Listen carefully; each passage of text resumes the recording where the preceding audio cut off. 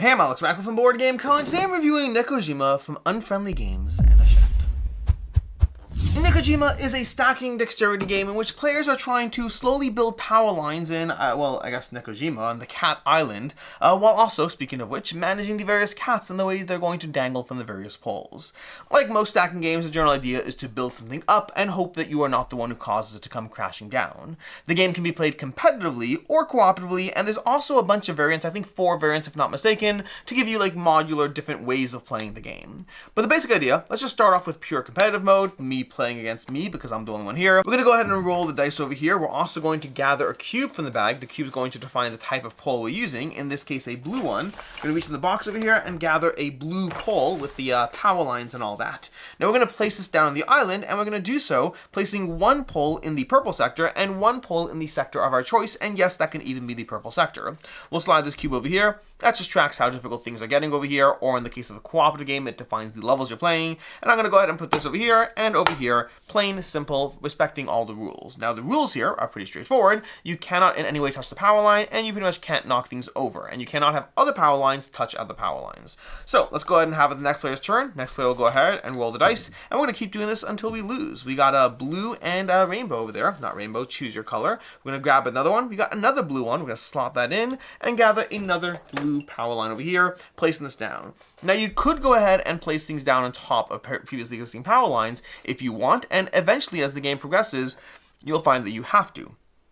But for right now, we're going to go ahead and place one of these sides, and again, we can't touch the actual power line while we place it. This is a no-no, no touching the power line. You could cause the power line to curve through your own manipulations of trying to place those things, but you have to make sure your power lines do not touch other power lines. So for example, this is going to be a fairly legal play where I placed it on the blue sector over here, as this die says, then on the green sector because I have a choice, and we placed it on top of each other. We are so far totally safe. We're going to go back to another person's turn. We're going to draw a cube. It's a pink one over here. We're going to roll the dice and see what we get. And we are going to get that's going to be a dagger over there. Now a dagger means my opponent chooses whatever they think is worse for me. In this case, because we're on red, I'm going to have my opponents going to choose green because they feel that between the wires and the distance, that seems to be the harder one. We're going to gather a red pole. Red poles also have a short string over here, which is going to make this even more brutally difficult. But fortunately, I think we can do it because it's a still early game over here. We are good, totally safe. All things are good. We're going to roll the dice over here. See what we get. We got a blue and a red.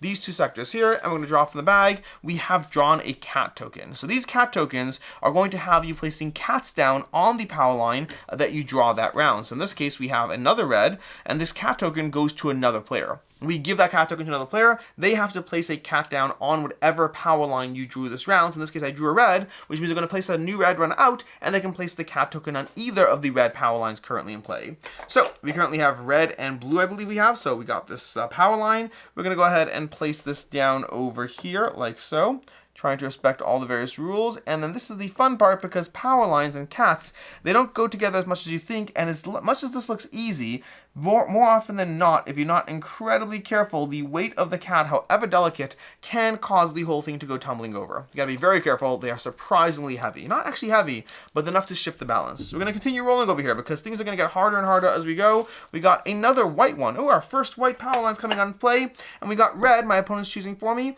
So again, I think they're gonna go ahead and do green because it does seem to be a nice one that's getting in the way of things. So let's go ahead and do red and green. We are going to go ahead and place this again. We're just getting taller and taller. Still no power lines crossing, but things are starting to bend and bow. That will happen as you play. Let's go to the next person's turn. We got a blue and a rainbow, and we have another pink coming out over here. Our third pink, and we got this over here, this blue and rainbow.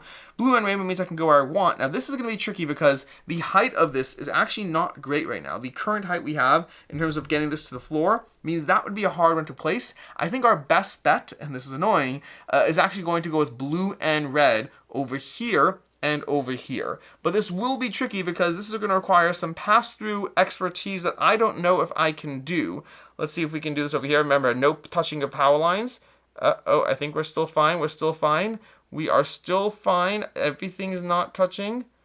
Nothing's touching. We are good. We are mostly good. Mostly good. Anyways, I lost. I also won, but I lost. That's basically how you play Nekojima. Now, you could do that playing through a competitive play, as you just saw, or you could play cooperative play, which also could arguably be what you just saw, except I guess I was being mean to myself if it was cooperative play. Or you can go ahead and play through the various variants that the game will add. But that's Nekojima. Stack cats, stack power lines, try to do so as effectively as possible as you play through this game, which brings me to my review over here. In general, ease of play in this game is a rulebook. This game is a very easy game to sit down, to table, to teach. All of those things are great. The toy factor on this game is excellent. This game has a very high toy factor in the sense that the way you stack these up over here and the way those strings get in the way and you can curl and furl them in different ways without actually touching them, that gives you a very compelling desire to play. The way you have these little power lines lining up, it is very fun to start stacking things up and try to weave things in and out. And that last turn there, I felt fairly proud of myself up until the point where everything fell apart, which is kind of how the game plays. But you will have these moments of managing to twist and turn things in very rewarding ways as you place them out.